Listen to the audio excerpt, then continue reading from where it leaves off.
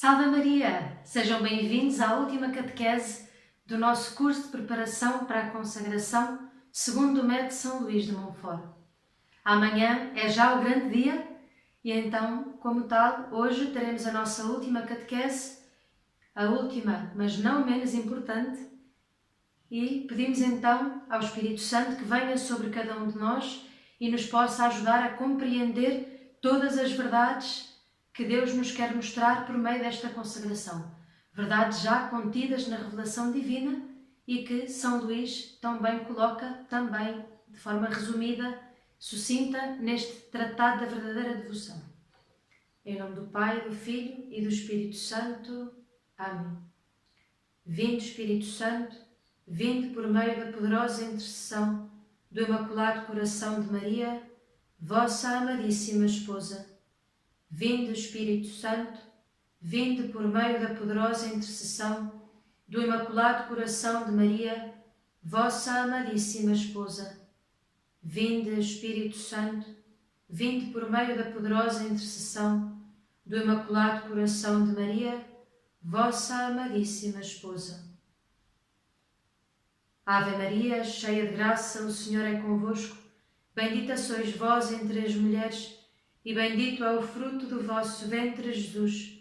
Santa Maria, Mãe de Deus, rogai por nós, pecadores, agora e na hora da nossa morte. Amém. Imaculado Coração de Maria, sede a nossa salvação. São Luís de Montfort, rogai por nós. Em nome do Pai, do Filho e do Espírito Santo. Amém. Hoje trataremos do último capítulo do Tratado da Verdadeira Devoção, o 8º, que nos vai mostrar as práticas desta consagração. Numa primeira parte deste 8º capítulo, São Luís vai apresentar todas aquelas que são as práticas exteriores da consagração.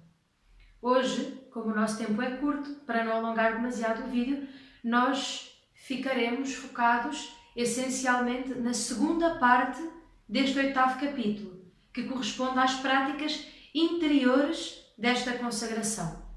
Aqui é muito importante frisar que São Luís não despreza nem uma nem outra.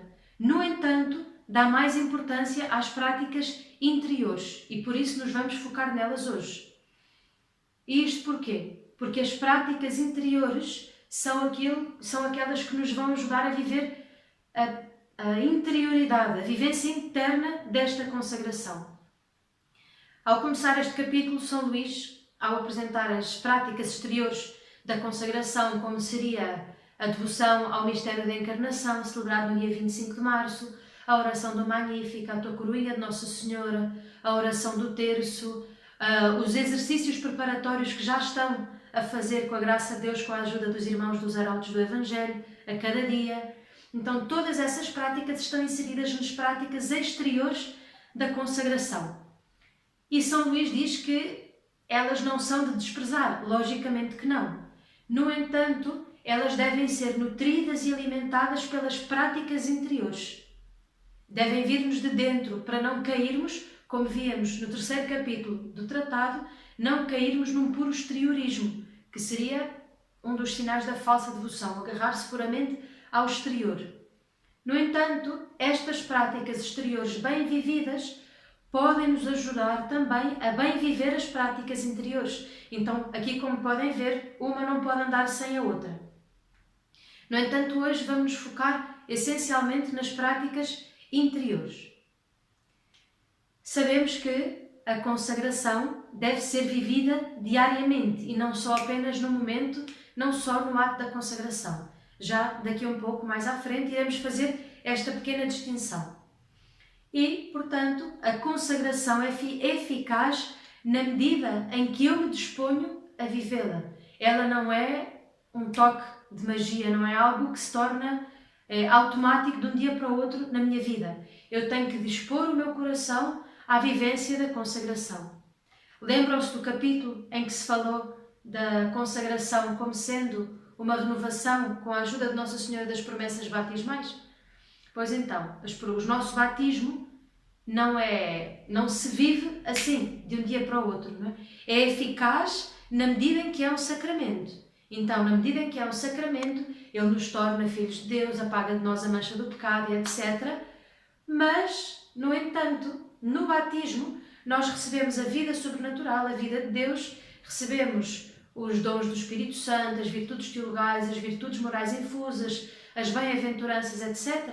Mas em germen, como se fosse uma sementinha que tem que ser cuidada e trabalhada para que possa germinar. Quando plantamos uma flor num jardim, uma semente num jardim, temos que cuidar dela, adubar a terra, regar, tirar as ervas daninhas que vão crescendo em volta, de modo a proporcionar as condições para que ela possa então germinar, crescer e florir no seu tempo.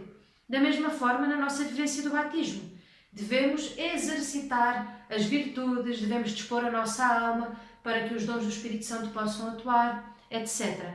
Então, como veem, não é algo instantâneo, na medida em que há um trabalho pessoal nosso que deve ser exercido para fazer frutificar, florescer esse organismo sobrenatural que nasce em nós, que é colocado em nós no dia do nosso batismo.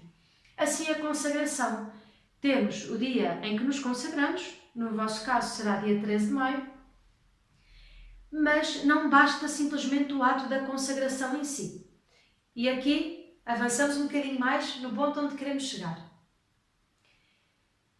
Temos que distinguir entre o chamado ato inicial da consagração e o estado de consagração contínuo.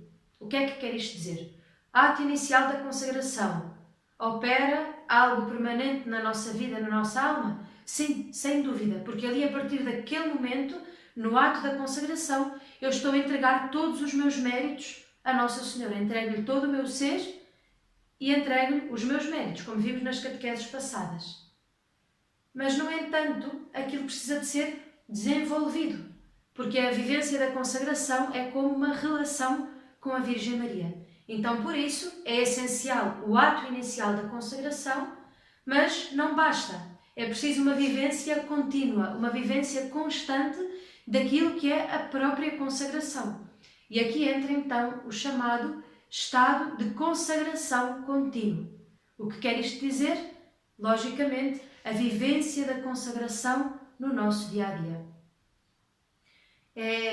Certa vez perguntaram a Santo Agostinho como se poderia viver a verdade contida no cristianismo. Ao que Santo Agostinho responde: Fac et videris, isto é, vive-o e verás. Vive-o e descobrirás a verdade, a essência dessa vivência, a essência dessa vida que transforma. Da mesma forma com a consagração. Vive-o e verás a verdade nela contida. Vive-a e verás a transformação na tua alma. Víamos nos capítulos anteriores os motivos para nos consagrarmos e também os maravilhosos efeitos desta consagração na nossa alma. Agora, é certo que não podemos esperar que haja realmente efeitos da consagração na nossa alma se nós não nos esforçarmos para viver esta consagração. Não é possível que ela tenha um efeito concreto, real na minha alma, se eu não me esforço por vivê-la, porque ela não é um sacramento, como dizia a irmã nas catequeses passadas. Não sendo um sacramento, exige a nossa disposição e o nosso trabalho pessoal interior para que seja eficaz. Porque o sacramento é eficaz por si só, porque é o próprio Cristo quem opera. Sendo um sacramental, é necessária a nossa disposição interior e o nosso atuar, o nosso agir, para que ele opere para que ele seja operante na nossa vida, digamos assim, não é? Então, por isso, esta distinção que é muito importante terem sempre presente na nossa vida. Existe o ato inicial da consagração, mas é necessário um trabalho constante da nossa vida. É necessário um trabalho constante, perseverante, diário, para procurar essa união com a Nossa Senhora que transformará realmente o nosso coração. E aí, então, poderemos ver o que foi falado na catequese passada, os efeitos maravilhosos desta consagração na nossa alma. Posto isto, comecemos então por falar então de cada um dos pontos das práticas interiores da consagração tal e como as apresenta São Luís. São Luís começa por apresentar 4 pontos distintos, fazendo uma pequena e uma breve distinção entre eles, mas, no entanto, frisando que eles não são vividos separadamente, mas num conjunto só. Mas separamos-los para mais facilmente explicarmos e entendermos como viver no nosso dia-a-dia a consagração. Vamos pondo com algo visual para ajudar a fixar e ajudar a compreender. São Luís começa por dizer que devemos fazer todas as coisas por Maria. Fazer tudo por meio de Nossa Senhora, o que equivale a obedecer.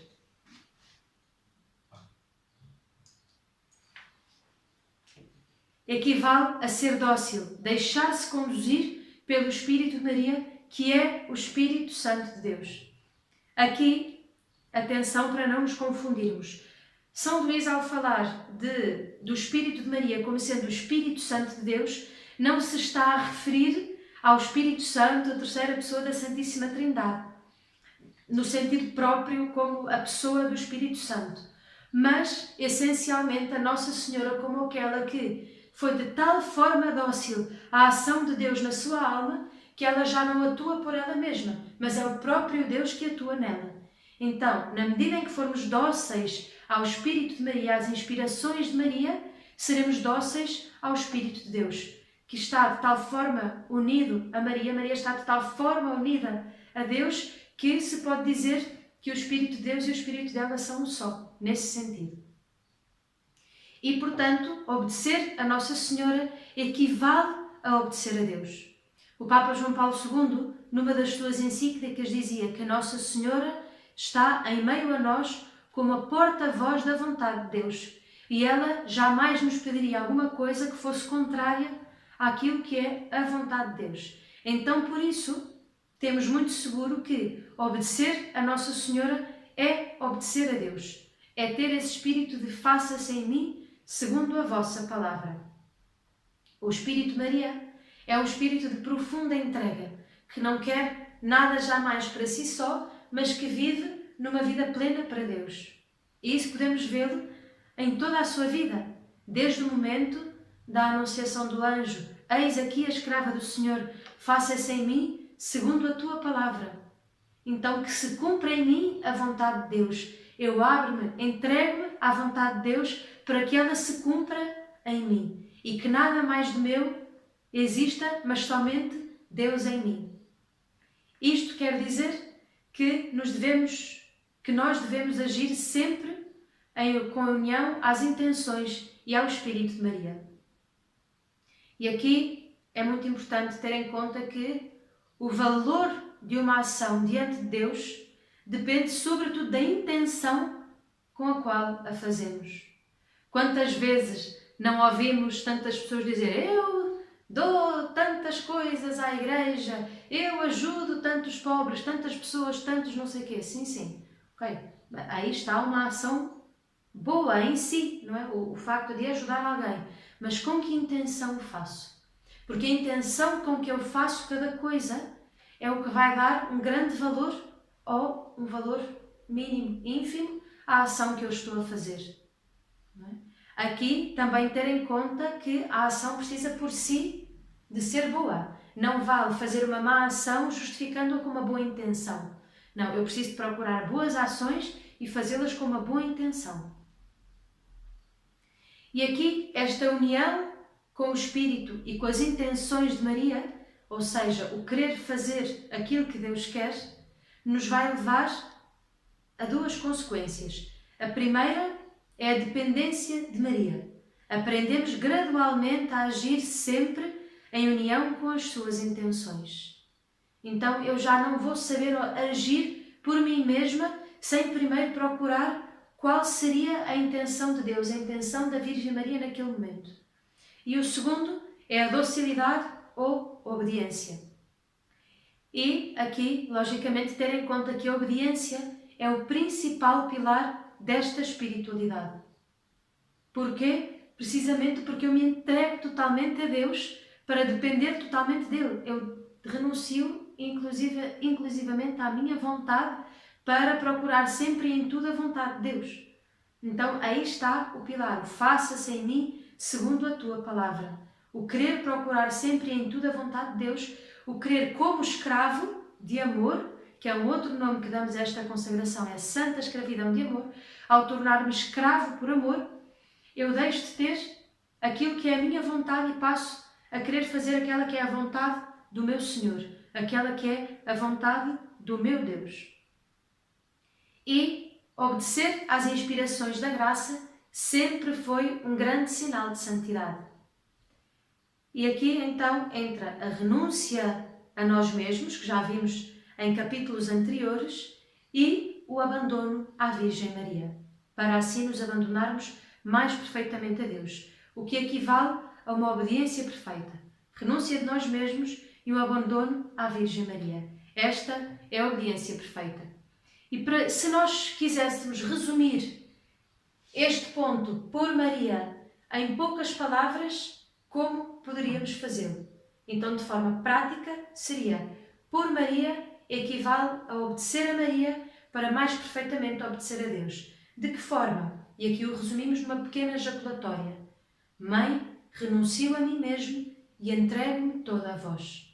E assim, aqui estará contido a obediência, a dependência, a docilidade à Santíssima Virgem para mais perfeitamente dependermos de Deus e sermos assim como pequenas crianças, sabendo que do Pai lhes vem tudo, do Pai lhes vem todo o sustento, de Deus Pai lhes vem toda a garantia de salvação. E o Pai nos quer enviar por meio da Santíssima Virgem. Segundo ponto, com Maria. Fazer tudo com Maria equivale a imitá-la. Diz São Luís no ponto 260 do tratado. Para isso, devemos pôr os olhos nela em todas as nossas ações, como no modelo acabado de toda a virtude e perfeição. É o modelo formado pelo Espírito Santo numa simples criatura, para nós o imitarmos na medida das nossas limitadas forças. Aqui é importantíssimo pôr os olhos nela em todas as nossas ações, como modelo acabado de toda a virtude. E depois, um pouco mais à frente, diz: para nós o imitarmos na medida das nossas limitadas forças. Este último bocadinho aqui é importantíssimo, porque se nós não dissermos na medida das nossas limitadas forças, desesperamos. Porquê? Porque a Virgem era sem pecado. A Virgem Maria era sem pecado. Então, como é que nós, pecadores, vamos imitar na perfeição alguém que não tem pecado? Não podemos. Simplesmente não podemos, é-nos impossível.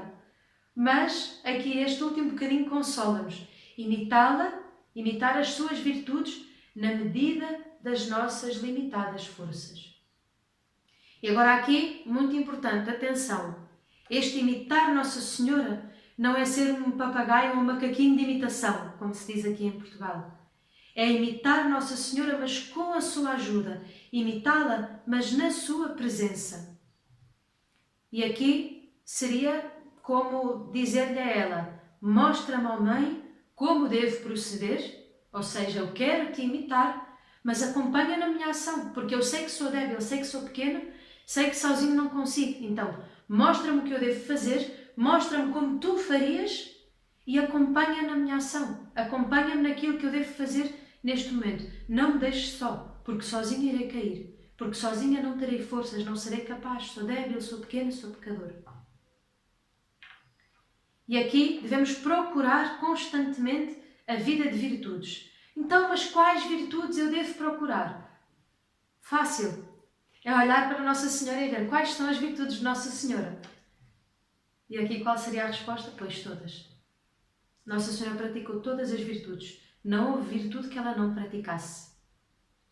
A própria Virgem Maria partilhará connosco as suas virtudes se nós lhe implorarmos e se nós a isso dispusermos o nosso coração e a nossa vontade no trabalho próprio de cada virtude. E atenção, isto aqui não é simplesmente um esforço pessoal, Não é que simplesmente agora eu, por mim própria, ok, já sei que ela é virtuosa, então agora eu sozinho vou procurar as virtudes, vou me exercitar nas virtudes e vou conseguir. Não, é também um dom. Não é simplesmente um esforço pessoal. Exige muito do nosso esforço pessoal o trabalho diário de cada virtude? Logicamente que sim, mas é também um grande dom de Deus. É uma questão de relação. Relação com Deus e relação com a Virgem Maria. Não queiram fazer as coisas pelas vossas próprias forças, porque não vão conseguir, não vai correr bem. É preciso procurar esta relação, olhar a Virgem Maria, observá-la, procurar imitá-la na medida das nossas forças e pedir-lhe a ela a graça de o conseguir fazer, de conseguir exercitar esta ou aquela virtude. Mas no meio disto tudo, virtude para cá, virtude para lá, o que é que são, afinal, as virtudes? São atitudes firmes e disposições estáveis, perfeições habituais da inteligência e da vontade. Ou seja, resumindo numa linguagem mais fácil, são hábitos bons repetidos com frequência que acabam por se tornar algo habitual em nós. E aqui há uma grande diferença daquilo que é a virtude vivida por qualquer um ou a virtude cristã. A virtude cristã, ela é vivida sempre numa busca da união com Deus na vivência dessa virtude. Então, por isso, não é simplesmente um hábito bom repetido muitas vezes que se torna algo habitual em nós e nos torna pessoas boas, mas que para além disso nos eleva a alma, porque nos une mais com Deus. Por isso é que é tão difícil encontrarmos uma pessoa que não crê em Deus que seja muito virtuosa. Porquê? Porque justamente não tem esse trabalho de união com Deus e não tem esse trabalho de cooperação com a graça de Deus para poder crescer nas virtudes de forma a que isso eleve a sua alma e a torne cada vez mais semelhante a Cristo. Então, por isso, a importância de que as virtudes não sejam vividas com um mero esforço humano. Em primeiro lugar, vai ser muito mais difícil. E em segundo lugar, não vai alcançar o fim que nós pretendemos e para o qual fomos criados, que é Deus. É ver a Deus, é amar a Deus. E para tal, precisamos nos assemelhar cada vez mais a Cristo. Então, por isso, é preciso viver as virtudes de forma cristã. E perguntarmos tantas vezes no nosso dia-a-dia, como faria Nossa Senhora isto ou aquilo no meu lugar? E aqui vamos ver, segundo o padre Francisco Faus, no seu livro A Conquista das Virtudes, como se dá esse trabalho das virtudes. Ele dá-nos 3 pontos muito simples, de forma a nós percebermos como podemos trabalhar em nós as virtudes, ou como podemos procurar as virtudes, como podemos adquiri-las. Então, ele diz que as virtudes, em primeiro lugar, entram pelos olhos. O que é que quer isto dizer? Quer dizer que nós, primeiramente, para conhecermos a virtude, a observamos em alguém. Então quer dizer que entram pelos olhos. E ele dá até um pequeno exemplo de uma criança que cresce a ver a sua mãe paciente com os seus filhos, com o seu esposo, com as contrariedades do dia-a-dia, e ele vai começar a observar aquilo e ver que é uma coisa boa. E aí passamos ao segundo ponto. As virtudes descem dos olhos ao coração. O que quer isto dizer? Aquela criança observou na mãe a virtude da paciência.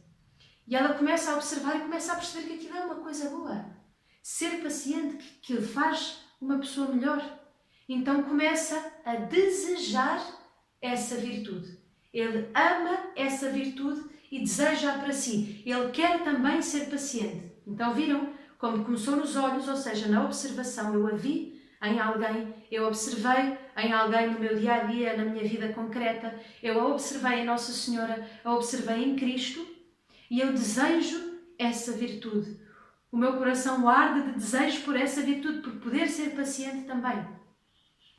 E então agora passamos à prática. Eu já vi a virtude em alguém, percebi que é possível vivê-la, eu a desejo no meu coração, eu amo esta virtude e desejo-a e quero praticá-la, então eu passo à ação. Sobem do coração à cabeça. Ou seja, agora eu começo a pôr em prática aquilo que eu vi e que eu desejo.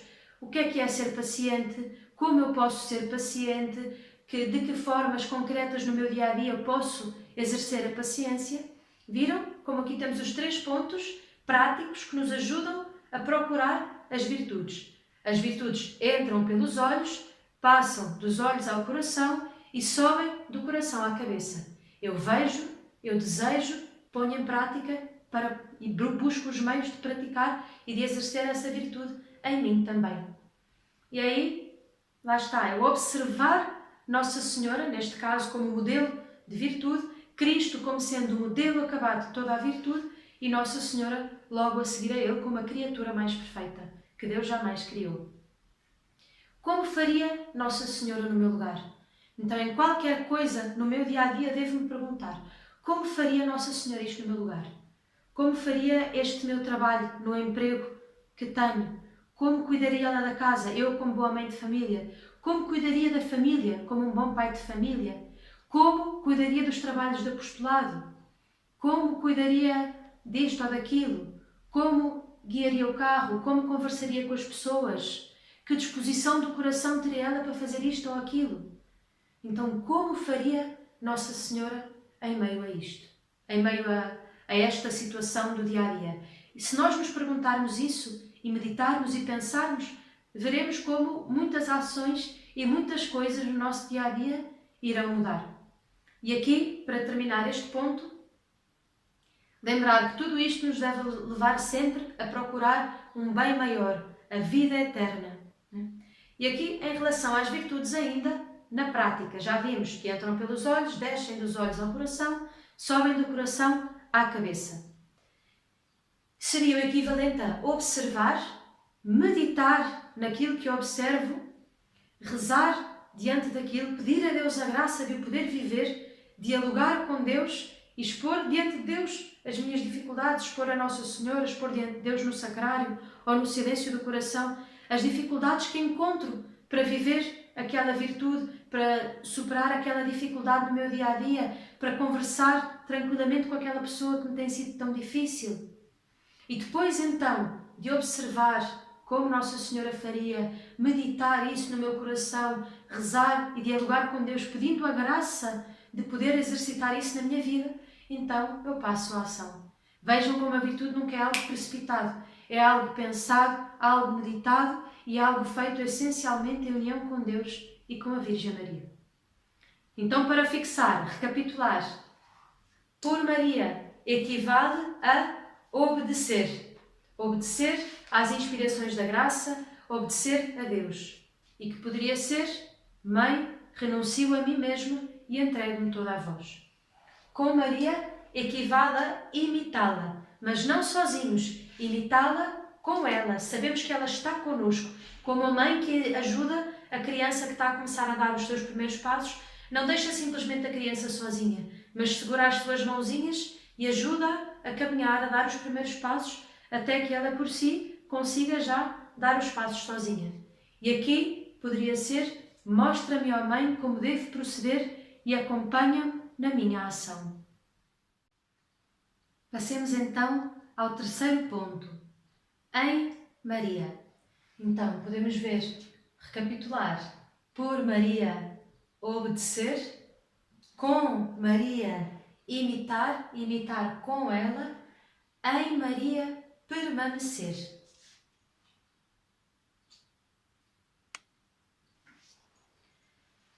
Este ponto, em Maria, é muito bonito, mas ao mesmo tempo é o mais difícil de explicar e um pouco mais difícil de entender.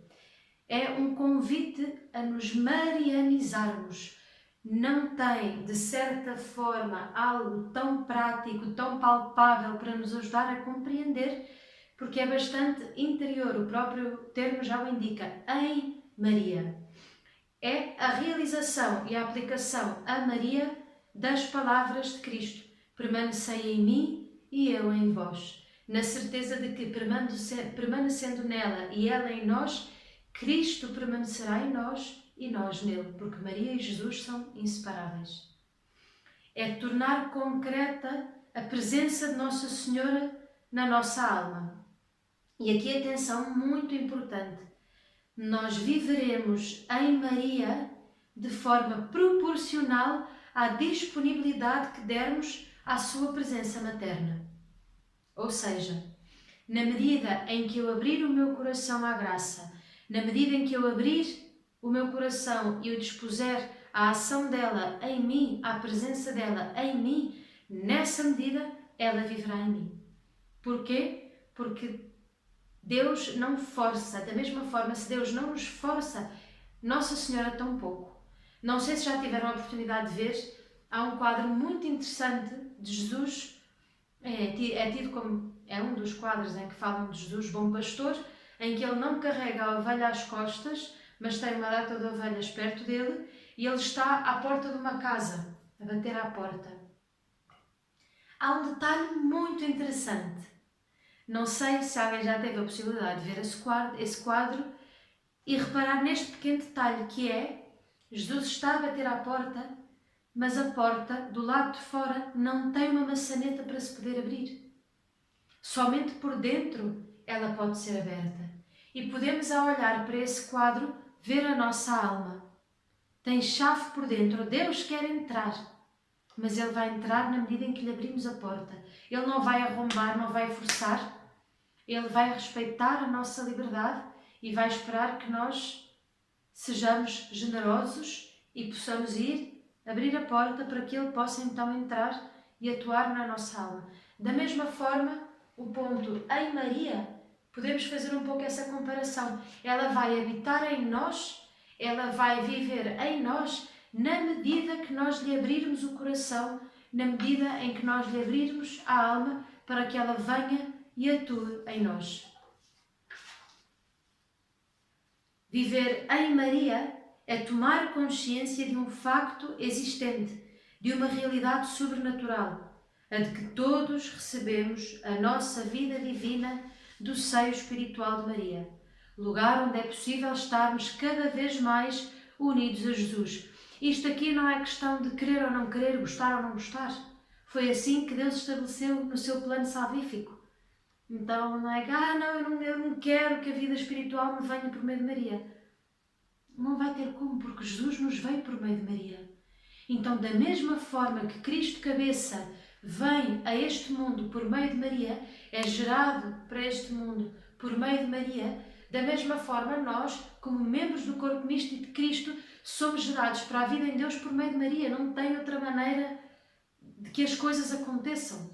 Então, é o natural de como Deus realizou a sua obra salvadora. Não tem como querermos operar de outra maneira. É certo que Jesus é o único mediador entre Deus e os homens, e é por Ele e é nele que somos filhos de Deus, sem dúvida, não é isso aqui que se está a pôr em questão, mas que Deus nos deu Maria para que por Maria vamos a Cristo. Ela é a mediadora diante do grande mediador que é Cristo, então ela nos leva a Cristo para que Cristo, o único mediador entre Deus e os homens, nos leve ao Pai. Certo? Então, recebemos a nossa vida por meio de Maria. E isto aqui podemos afirmá-lo por dois momentos. O primeiro é o da encarnação. Ao gerar Cristo nela, ao gerá-lo no seu seio, já o havia gerado antes no seu coração, por consentir com a palavra de Deus sempre em todo momento. Mas ao gerar Cristo, ela gera-nos também a nós, humanidade, que seremos um dia membros deste corpo. E o segundo momento é já aos pés da cruz, quando Nossa Senhora aceita São João como filho, que nos aceita a nós, humanidade, também como filhos seus. É como que aos pés da cruz, ela está a dar de novo, a reafirmar o seu sim aos planos de Deus de aceitar toda a humanidade, de ser mãe de toda a humanidade.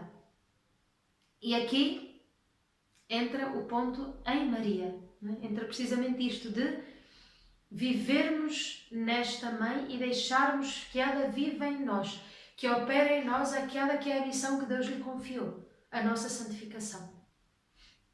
Viver em Maria é uma graça particular a obter do Espírito Santo.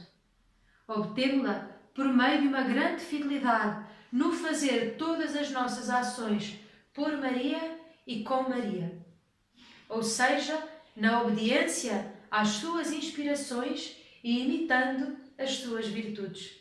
Aqui é bonito que nós vemos como é aquilo que falávamos ao princípio, que nós explicamos os 4 pontos em separado para os entendermos, mas que eles são vividos num conjunto. Eu não vivo hoje por Maria, amanhã com e depois da manhã em Maria. Não, eu vivo todo o conjunto deles, e do último que ainda virá, todo o conjunto deles em todas as ações no meu dia.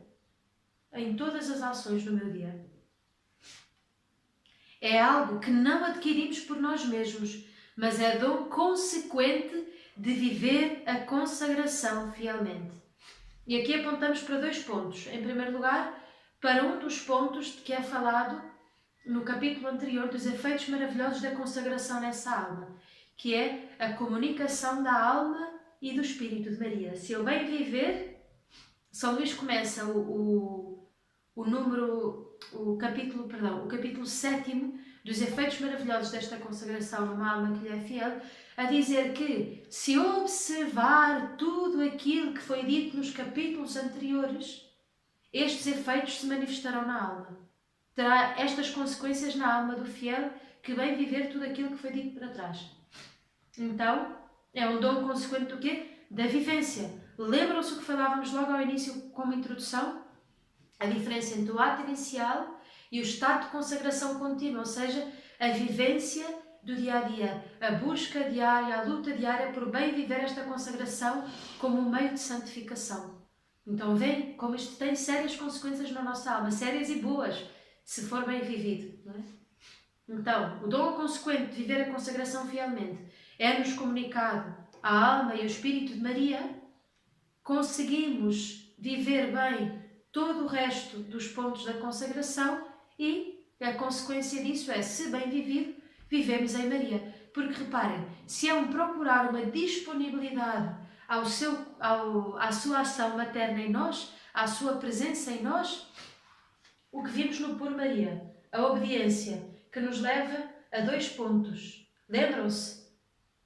A docilidade ou a obediência e a dependência de Maria. Ou seja, eu abro-me à graça, eu abro-me a Deus, eu abro-me à ação da Virgem Maria, tudo isto logicamente com a ajuda da graça de Deus, e aprendo a ser dependente dela e aprendo a ser dócil, aprendo a ser obediente e como tal, sendo obediente, imito as suas virtudes, tudo aquilo que ela me ensina a ser, tudo aquilo que ela me ensina a fazer. Então, nesta procura, nesta vivência, lembram-se das pequenas jaculatórias? Renuncio a mim e entrego-me a vós, ou seja, já estou a renunciar a mim para deixar que ela atue. Entrego-me a vós.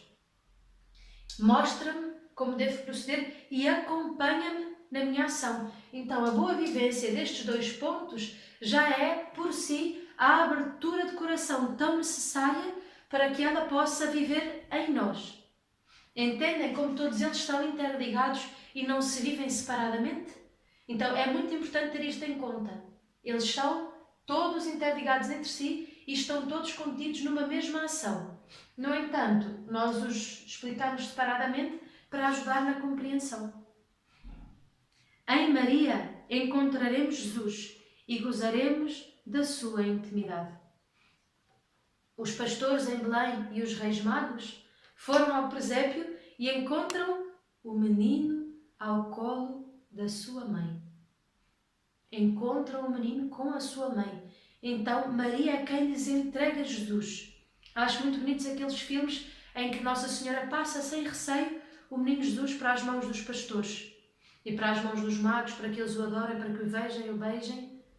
É muito bonito porque é ela quem entrega Jesus. Não são eles que chegam lá e vão buscar o menino Jesus à manjedoura, não. É Maria quem lhes entrega Jesus.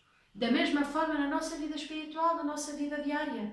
É Maria quem nos leva a Jesus. É ela quem nos entrega Jesus para adorarmos em nós, na Eucaristia, etc.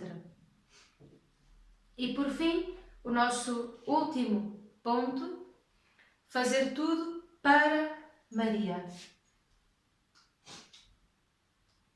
Então, obedecer, imitar, permanecer E aqui encontramos a retidão da intenção. É o direcionar a nossa intenção para ela, para Deus, para a salvação das almas. Uma vez que nos entregamos completamente ao seu serviço, diz São Luís, é justo que façamos tudo para ela, como um escravo por amor. E aqui atenção, nunca esquecer que Jesus é sempre o fim último das nossas obras. Ao dizer que fazemos tudo para Maria, é simplesmente porque temos a certeza de que ela elevará tudo a Deus. Porque o nosso fim último é Deus. Então, ao dizer eu faço tudo para Maria, eu já sei e já tenho em meu coração a intenção de que ao dizer que eu faço para ela, é o mesmo que eu dizer eu faço para Deus. Porque eu sei que ela o vai elevar a Deus, o vai entregar a Deus. Não vai guardar para ela, não se vai fechar nela mesma com aquilo que eu lhe dou, mas vai elevá-lo como o fumo do incenso, como o perfume de agradável odor que é elevado até Deus. E porquê é que nós escolhemos fazer tudo desta forma, por ela, para ela, com ela, nela? Justamente porque dessa forma tudo será feito mais perfeitamente por, com, em e para Jesus. E Jesus o elevará ao Pai. Maria é o fim próximo e intermédio de chegar a Deus.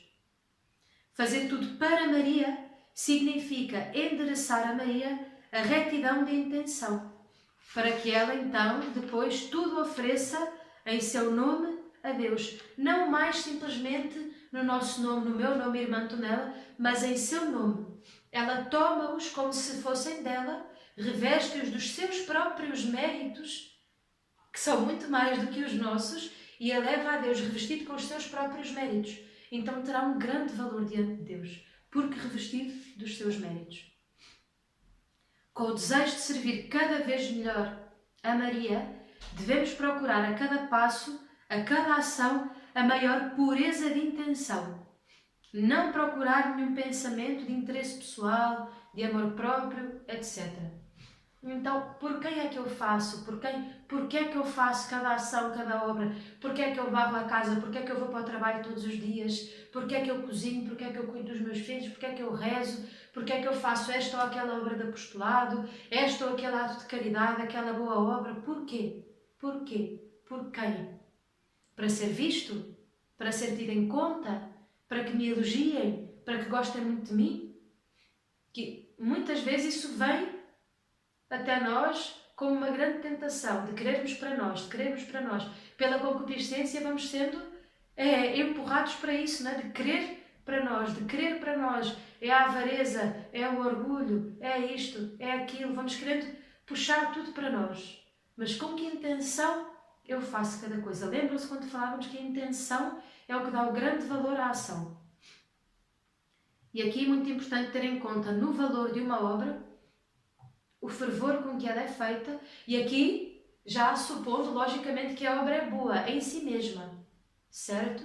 Deve ser uma obra boa em si mesma. Como dizíamos há bocado, não podemos justificar obras más com intenções boas. Já supondo que a obra é boa em si mesma, é preciso ter presente o fervor com que ela é feita, a caridade com que ela é feita, ou seja, o amor com que ela é feita, a união com o Nosso Senhor, com Nossa Senhora, e a intenção do coração. Com que intenção eu faço isto ou aquilo? Porque se for para ser visto, se for para ser tido em conta, se for para que gostem de mim, para que me deem uma recompensa, cuidado, cuidado. Estamos a tirar o valor que a obra merece, não é?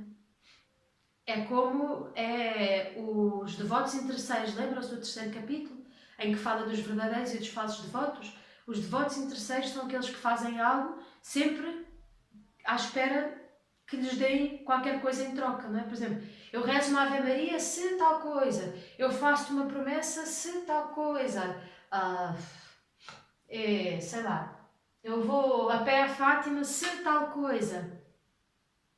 Okay, não tem problema nenhum pedir nas nossas orações, pedir a intercessão de Nossa Senhora para tal ou qual coisa, fazer-lhe uma promessa, não tem problema tão pouco, são coisas piedosas também.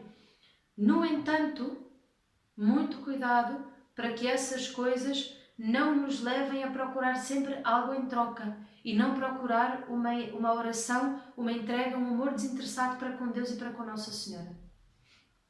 E aqui o que nos pode ajudar é usar a fórmula totus tus Maria. Nada guardo para mim, tudo dou a Maria e tudo quero suportar e oferecer por amor a ela e a Jesus. Então, por fim, por uma última vez, vamos recapitular. Por Maria significa obedecer. Com Maria significa imitar. Em Maria, permanecer. Para Maria, direcionar. Direcionar para ela, para Deus, a intenção do nosso coração. E aqui podemos ver, muito interessante, como acaba, aqui ao terminar já quase no fim desta pequena palestra, nos damos conta de que muitas coisas estão nas nossas mãos, na nossa disposição de coração, no nosso desejo de mudar, no nosso desejo de sermos santos, de sermos melhores, sabendo que para isso contamos com a graça de Deus, mas tem que haver uma disposição do nosso coração, uma abertura nossa à graça e não querer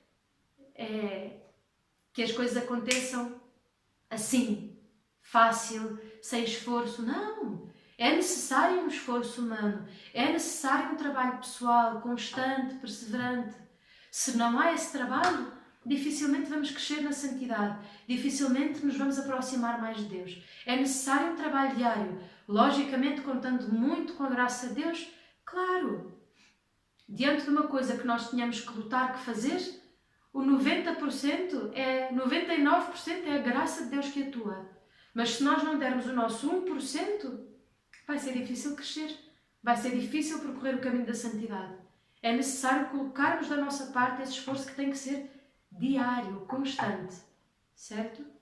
Que é muito interessante, o cardeal Luigi Chiappi, ele dizia: se um grupo de consagrados vivesse em plenitude a sua consagração, poderia ser mudado o rumo da história. Poderia ser mudado o rumo da história. Então, é de pensar como eu vou viver esta consagração que vou fazer amanhã. Ou no caso daqueles que estão a renová-la, como eu tenho vivido até hoje esta consagração que fiz. Isto é um apelo para que cada um de nós pense o que quer e o que procura com esta consagração. Se eu viver bem esta minha consagração, se todo este grupo de pessoas que se está a consagrar hoje viver bem a sua consagração, isso pode mudar o rumo da história. E vejam os tempos difíceis que estamos a viver, se bem vivermos, pode mudar o rumo da história. Não por nossos méritos, mas pela graça de Deus que atua em nós.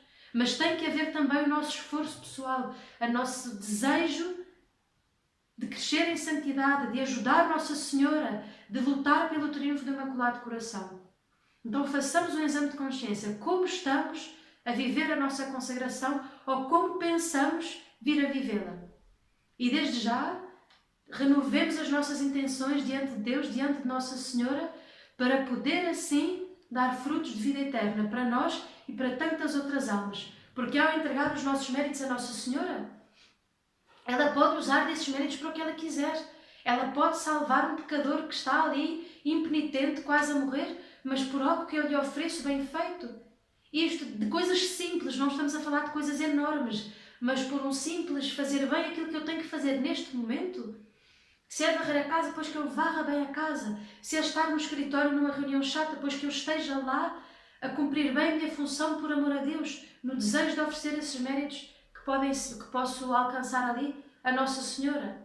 Esses méritos desses pequenos momentos corriqueiros, o oferecer de um pequeno sofrimento, de quem está com uma doença que não pode sair da cama, eu ofereço a doença. O saber que isso pode mudar o rumo da história, unido aos méritos de tantos outros consagrados que lutam por essa vivência, por oferecer méritos a Nossa Senhora. Isso pode mudar o rumo da história, porque oferecemos méritos a Nossa Senhora que ela pode transformar em graças para a renovação do mundo. Então rezemos, esforcemos, ofereçamos sacrifícios, orações, penitências e vivamos bem esta consagração que agora nos é proposta. A título de ilustração, leio-vos uma história de um pequenininho livro de histórias compiladas pelo Dom Gregório Paixão, o bispo da Diocese de Petrópolis. O título da história é Como Consertar o Mundo. Um afamado cientista estava em sua casa a escrever um artigo para uma importante revista cujo tema era Como Consertar o Mundo. Entretanto, não conseguiu uma resposta satisfatória para concluir o seu artigo. Enquanto refletia, o seu filho mais novo, de apenas 6 anos, ingressou no escritório e pediu para que o pai fosse brincar com ele no jardim. Não querendo ser importunado, tentou convencer a criança a voltar mais tarde, mas ela insistia no seu pedido.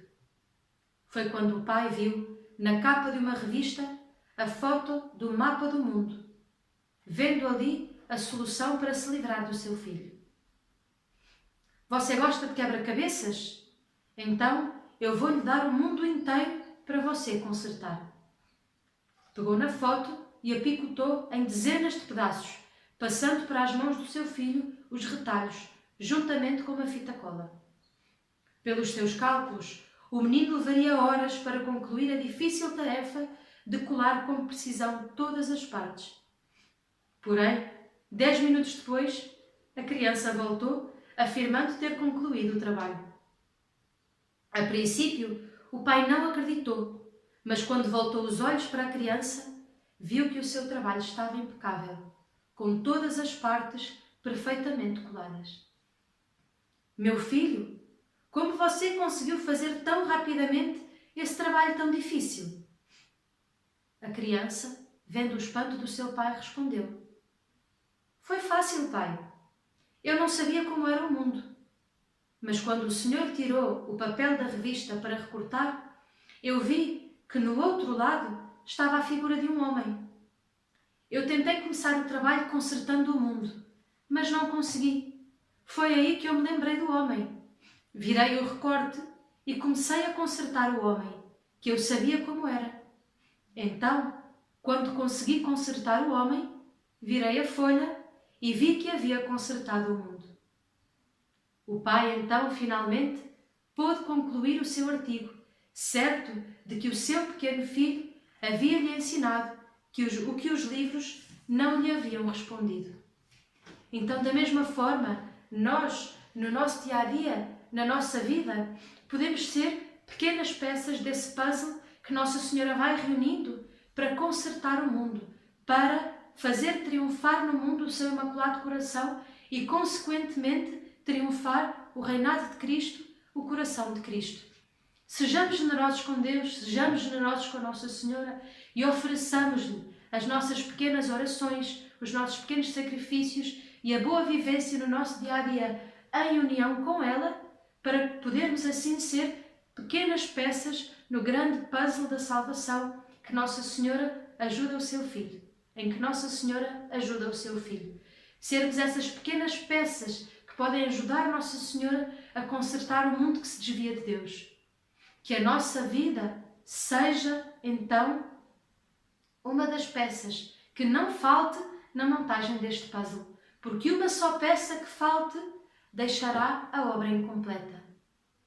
Então, que nós, na nossa vivência diária, na nossa vivência desta consagração, sejamos generosos para com Deus, sejamos generosos para com Nossa Senhora e possamos, assim, ajudar na salvação das almas. Possamos ser generosos de coração e, para além da santificação, em primeiro lugar, da nossa alma, possamos contribuir para a salvação de muitas outras e dar, assim, glória a Deus e viver cada vez mais unidos a Nossa Senhora. Glória ao Pai, ao Filho e ao Espírito Santo, como era no princípio, agora e sempre. Amém. Em nome do Pai, do Filho, do Espírito Santo. Amém.